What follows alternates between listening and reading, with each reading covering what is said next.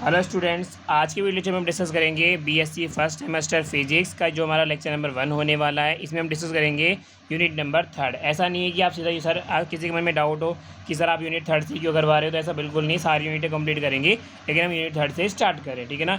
सबसे पहले हम देखो इस लेक्चर में करने क्या वाले उसके बारे में आपको बता देता हूँ। सबसे पहले हम जानेंगे केंद्रीय बलों के प्रभाव में गति, जो हमारी हेडिंग है ना, इसके बारे में थोड़ा इंट्रोडक्शन लेंगे। उसके बाद देखिए जो डेफिनेशन मैंने यहाँ लिख रखी है ना, ये सारी डेफिनेशन आपको आज के लेक्चर में हम एक्सप्लेन करेंगे स्टेप बाय स्टेप। ओके, तो लेक्चर शुरू करते हैं। लेक्चर शुरू करें उससे पहले देखिए यहाँ पे हमारा जो टॉपिक हमें दे रखा है ना, यूनिट का नाम जो हमें दे रखा है उसको ढंग से समझते हैं। बिल्कुल बेसिक से लेक्चर होने वाला है, तो साथ साथ समझते रहिए। अब देखिए यूनिट का नाम क्या है, केंद्रीय बलों के प्रभाव में गति। इंग्लिश में बोलते हैं मोशन अंडर सेंट्रल फोर्सेस। तो यहाँ देखा जाए तो एक मोशन लिखा हुआ है, एक अंडर है, एक सेंट्रल फोर्सेस है। ये 3 वर्ड यहाँ लिखे हुए हैं। तो पहले हम समझते हैं तीनों वर्ड का मीनिंग होता क्या है। सबसे पहले हम क्या जानेंगे कि मोशन का मीनिंग एक्चुअल में होता क्या है। देखो आपने बेसिकली पढ़ भी रखा होगा प्रीवियस क्लासों में, बट मैं फिर भी बेसिक से पढ़ाना ज़्यादा कंफर्टेबल मानता हूँ, ताकि आपको कोई डाउट ना हो सकता है किसी ने पढ़ा हो किसी ने नहीं पढ़ा हो, ठीक है ना। तो देखिए मोशन का मतलब क्या होता है। तो मोशन को समझने से पहले हम समझेंगे रेस्ट। अगर जिसको इंग्लिश में नहीं पता तो हिंदी में बोलते हैं रेस्ट को विराम, विराम, ठीक है ना। पहले हम समझेंगे मोशन पे आने से पहले कहते हैं विराम। रेस्ट क्या होता है, रेस्ट को समझिए फिर मोशन को समझने में मज़ा आएगा आपको, ठीक है ना। जैसे सपोज कीजिए यहाँ पे कोई एक आदमी है, मैंने एक आदमी मान लिया, ठीक है ना। आपने टी बराबर 0 सेकेंड, टी बराबर 0 सेकेंड का टाइम था, तब ये आदमी यहीं खड़ा हुआ है, ठीक है ना, यहीं पे है। और टी बराबर आपको 10 सेकेंड हो गए मान चलो, और 10 सेकेंड पर भी ये आदमी यहीं है। मतलब क्या है, ध्यान से सुनना मैं क्या बोलने वाला हूँ अब। मतलब क्या है कि यदि कोई वस्तु अगर समय के साथ अपनी स्थिति में चेंज ना करे, यदि कोई वस्तु समय के साथ अपनी स्थिति में कोई चेंज ना करे, तब ध्यान रखना वो वस्तु है ना, या वो वस्तु या वो आदमी, कुछ भी बोलो, वो क्या कहलाती है मेरा रेस्ट में, या क्या कहलाती है विराम में कहलाती है। समझ में आ गया। तो हमने रेस्ट का मतलब तो समझ में आ गया। अब देखो रेस्ट का मतलब समझ में आ गया तो मोशन का मतलब समझ में आ जाएगा। मोशन का मतलब क्या होगा, अगर यही आदमी सपोज करो टी बराबर 0 सेकेंड पर यही है, लेकिन टी बराबर 10 सेकेंड पर ये यहाँ से है ना चल के यहाँ आ जाए, यानी इसकी ऑब्जेक्ट की स्थिति हमारे पास यहाँ आ जाए टी बराबर 10 सेकेंड पर, तब हम क्या कहेंगे, इसको मोशन में कहेंगे। अब अगर मोशन की डेफिनेशन की बात करें तो डेफिनेशन क्या होगी कि यदि कोई वस्तु या व्यक्ति की स्थिति समय के साथ परिवर्तित हो जाती है, तो वह वस्तु क्या कहलाती है, गतिमान कहलाती है, गति अवस्था में कहलाती है। समझ में आया कि देखो समय टी बराबर 0 पर तो यहाँ था, और टी बराबर 10 सेकेंड पर यहाँ होगा। हुआ क्या कि समय के साथ वस्तु की स्थिति में चेंजेस हो गया। पहली स्थिति यहाँ थी, दूसरी स्थिति कहाँ बनी, यहाँ बनी। समझ में आ गया। तो मोशन का मतलब समझ में आ गया। एक एक करके पूरी यूनिट एक्सप्लेन करूँगा, ध्यान रखना। सबसे पहले मोशन का मतलब समझ में आ गया। मोशन के साथ साथ क्या क्या रेस्ट, क्योंकि अभी हमारा क्या है ना, बीएससी फर्स्ट सेमेस्टर में एमसीक्यू छोटे छोटे क्वेश्चन भी आते हैं, तो हो सकता है वो आपसे पूछ ले मोशन को डिफाइन कीजिए, बोलते गति को परिभाषित करें, तो आप कैसे करोगे। इसलिए आपको ध्यान रखना है कि डेफिनेशन का ध्यान रखना है। मोशन की डेफिनेशन क्या थी कि यदि कोई वस्तु में मान के चलिए, यदि कोई वस्तु में समय के साथ उसकी स्थिति में परिवर्तन हो जाता है, तो यह क्या कहलाती है हमारे पास, मोशन में कहलाती है। ये मोशन की एक डेफिनेशन है, ऐसे कई डेफिनेशन और भी दी जा सके। अंडर का मतलब नीचे मत बता देना अपने, ठीक है ना, इंग्लिश नहीं है। अंडर का मतलब होता है किसी के अधीन। जब आप किसी के अधीन काम करते हो तो उसे बोलते हैं अंडर, यानी गति हो रही है किसी के अधीन हो रही है। अब किसके अधीन हो रही है, फोर्स की। अब देखो फोर्स कई तरीके के होते हैं, जैसे हमने पढ़ रखा है घर्षण बल, पढ़ रखा है विद्युत बल, कई तरीके के फोर्स पढ़ रखे, ठीक है ना। लेकिन यहाँ फोर्स का नाम क्या दे दिया हमें, सेंट्रल फोर्स दे दिया। समझ में आ गया। फोर्स हम जानते हैं, फोर्स के साथ क्या जोड़ दिया, सेंट्रल फोर्स जोड़ दिया। अब सेंट्रल फोर्स होगा क्या, देखो सेंट्रल फोर्स कुछ नहीं है। सेंट्रल फोर्स बेसिकली देखा जाए ना तो एक तरीके का फोर्स ही है। क्या है, सेंट्रल फोर्स एक तरीके का हमारे पास फोर्स ही रहने वाला है। बस हमने क्या कर दिया, इसके अंदर 2 एडिशनल प्रॉपर्टी ऐड कर दी। एक एडिशनल प्रॉपर्टी, एक एडिशनल प्रॉपर्टी, 2 एडिशनल प्रॉपर्टी क्या कर दी, ऐड कर दी। तो और जो ऐड करने के बाद हमारे पास क्या बन गया, सेंट्रल फोर्स बन गया। वो क्या है मैं आपको हल्का सा बता देता हूँ, फिर डेफिनेशन से एक और बार समझाऊंगा तो आपको क्लियर हो जाएगा। देखो क्या कहता है, सबसे पहले हम बात करते हैं, एक वर्ड में लिख रहा हूँ आपकी, बल की क्रिया रेखा। पहले आप इसे समझिए क्योंकि हमें काम आएगा डेफिनेशन। बल की क्रिया रेखा इंग्लिश में बोलते हैं line of action, line of action English में बोलते हैं लाइन ऑफ एक्शन, बल की क्रिया रेखा। अब ये वर्ड क्या है, क्योंकि ये वर्ड आगे डेफिनेशन में काम आएगा। आप इरिटेट हो जाओगे सर ये वर्ड क्या है, समझ में नहीं आ रहा, तो मैं बताता हूँ। बल की क्रिया रेखा का मतलब क्या होता है, अगर मान चलिए एक पार्टिकल मेरा यहाँ है, एक पार्टिकल मेरा यहाँ पे है, मान लीजिए m1 पार्टिकल ही m2 पार्टिकल है, ठीक है ना। दोनों पार्टिकल का स्थिर अवस्था में, ठीक है ना। अब इस पार्टिकल का ये यहाँ से बड़ा बड़ा बना, तो ये पार्टिकल यहाँ, ये पार्टिकल है, इस पार्टिकल को मिला दिया मैंने, ठीक है ना।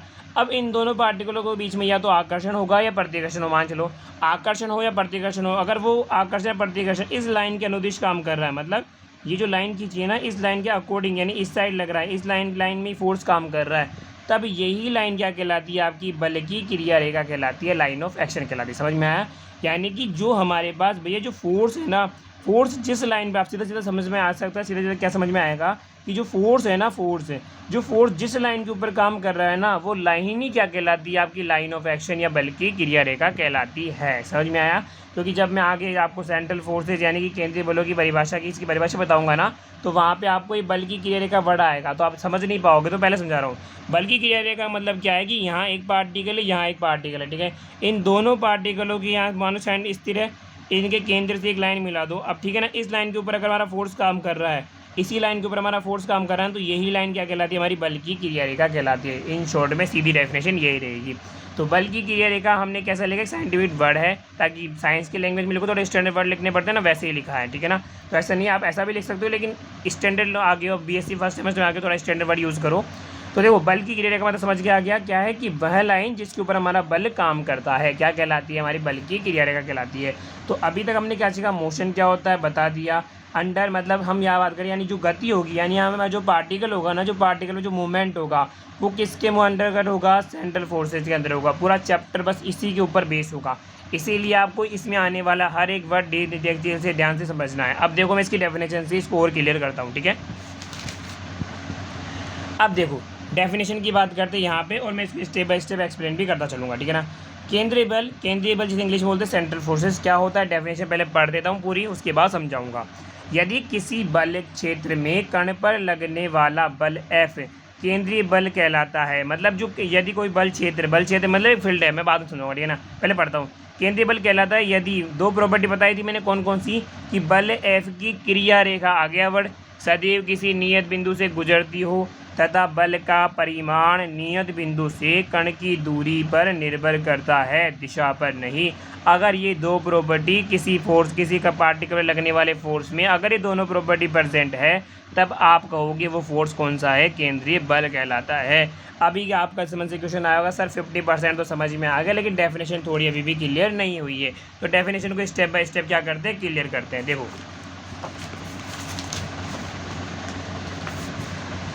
अब देखो, डेफिनेशन को मैं स्टेप बाय स्टेप आपकी क्लियर करने की कोशिश करता हूँ, ठीक है ना। यदि किसी बल क्षेत्र में, बल क्षेत्र मतलब मान चलो कोई ना कोई बल का रीज़न तो होगा, जैसे यहाँ आवेश है, मान चलो क्यों आवेश है, तो आवेश का अपना अपना रीज़न होता है ना, ये रीज़न हो गया। तो बल क्षेत्र मतलब बल क्षेत्र में कण पर लगने वाला बल F है, या कोई बल यानी ये कोई पार्टिकल है, क्यों, इसका कोई बल क्षेत्र मान के चलो, कोई ना कोई आवेश तो बल लगाता है ना अपने, इसके दूसरे इसके निकट दूसरा आवेश लाओगे तो प्रतिकर्षण आकर्षण बल तो महसूस करेगा है ना।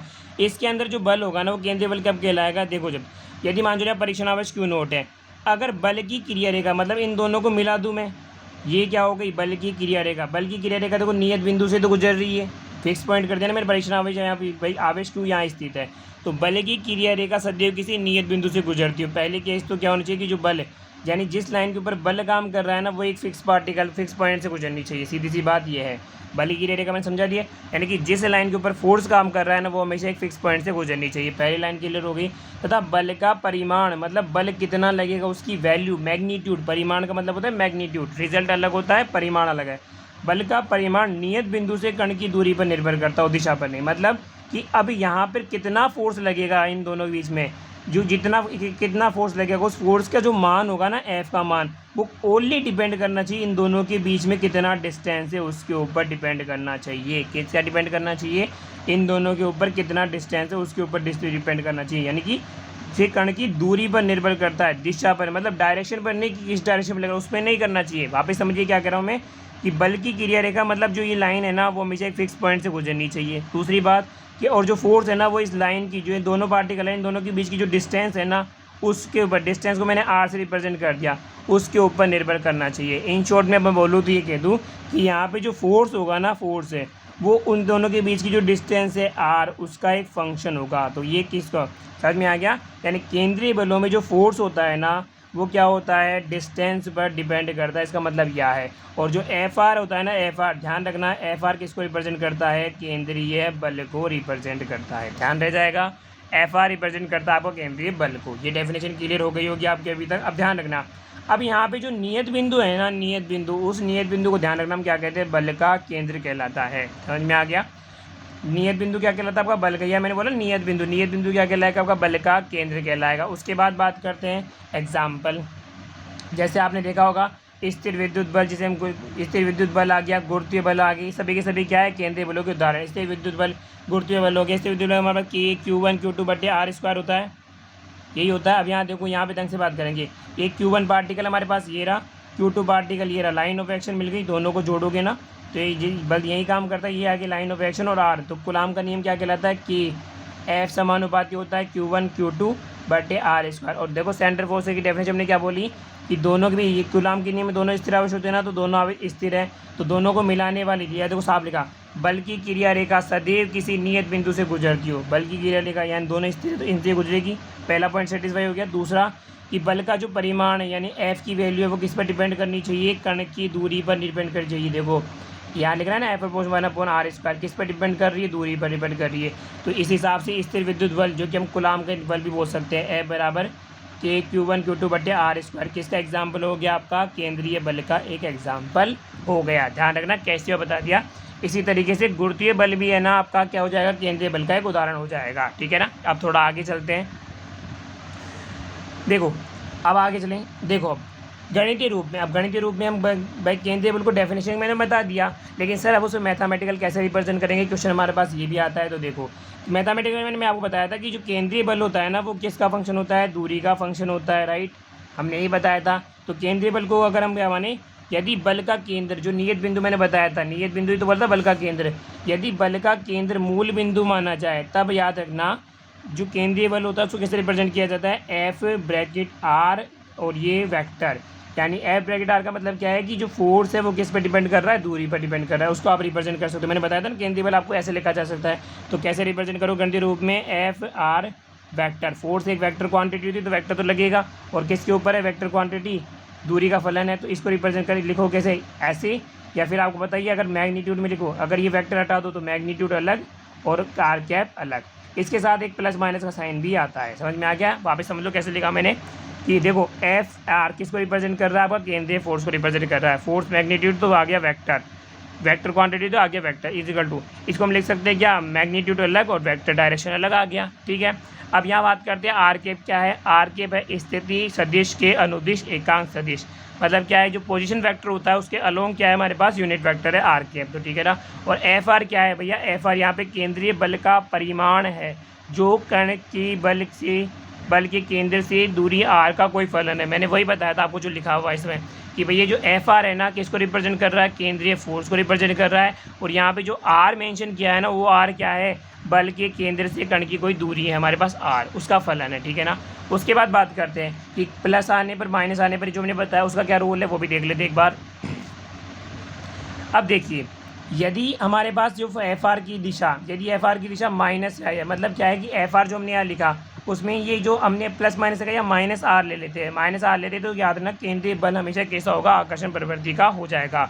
आपको ये याद रखना है, ध्यान रखना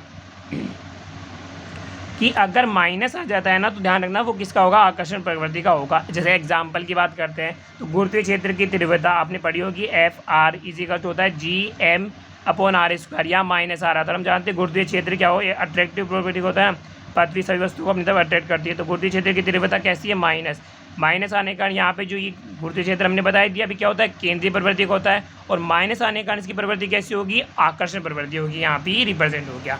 अब ऐसे अगर प्लस आ जाए तो क्या होता है उसके लिए भी देख लेते हैं। देखो अब प्लस अगर Fr की दिशा मान लीजिए प्लस R हो तो केंद्रीय बल प्रतिकर्षण प्रवृत्ति का होगा, मतलब क्या है, इन शॉर्ट में अगर बात करें एग्जाम्पल क्या आ गया, स्थिर विद्युत की तीव्रता, आप इसका एग्जाम्पल दे सकते हैं। मतलब क्या है मैं समझा दूँ इन शॉर्ट में, देखो समझ में अभी तो आ गया होगा, फिर भी वो कन्फ्यूजन रह गई तो उसको क्लियर कर ले। देखो हमने बोला कि ये केंद्रीय बल को रिप्रेजेंट करते हैं, ठीक है ना। अब यहाँ बात करते हैं Fr तो हमारे पास क्या होगा, केंद्रीय बल, इस डायरेक्शन के लिए हमने क्या बना दिया R और प्लस माइनस लगा दिया। माइनस हमारे पास किसके लिए माइनस होगा, तो केंद्रीय बल की प्रवृत्ति कैसी होगी, आकर्षण की होगी, और प्लस होगा तो केंद्रीय बल की जो प्रवृत्ति होगी वो कैसी होगी, हमारी प्रतिकर्षण की होगी। आप तो ये ध्यान रखिए, ठीक है ना।